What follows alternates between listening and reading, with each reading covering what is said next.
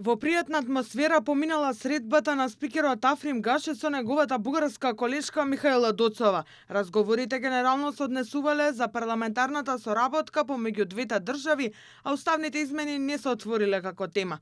Доцова најавила дури и официјална посета на Македонското собрание, а Гаши очекува тоа да се случи до крајот на годината. Средбата помина во многу позитивна атмосфера.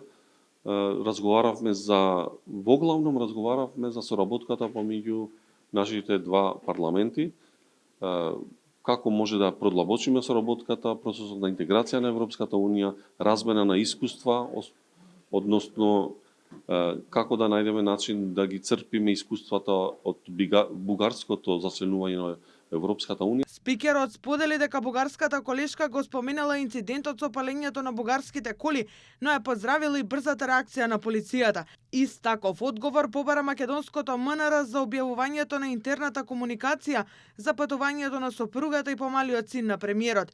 Тимчо Моцунски го повика бугарскиот амбасадор во Скопје и побара објаснување и темелна истрага.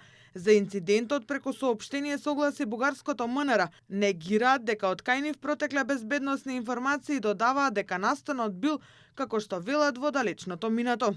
Министерството за надворешни работи не дистрибуираше дипломатска нота или друга официјална кореспонденција поврзана со посетата на Бугарија на членови на семејството на официјален представник на друга земја. Во моментов, ова информација не може да се свати како основа за заклучоци дека постои непосредна закана за безбедноста на граѓаните на Бугарија или друга земја. За случајот премиерот рече дека веќе ги информирал партнерите на Македонија во НАТО, бидејќи со објавувањето на дипломатската нота, како што кажа, се загрозува и безбедноста на неговото семејство. Нејасно е како документот излезе во јавност и зошто токму сега, 6 месеци по приватното патување. Во него се опишуваат возилата, рутата, дестинацијата и други детали.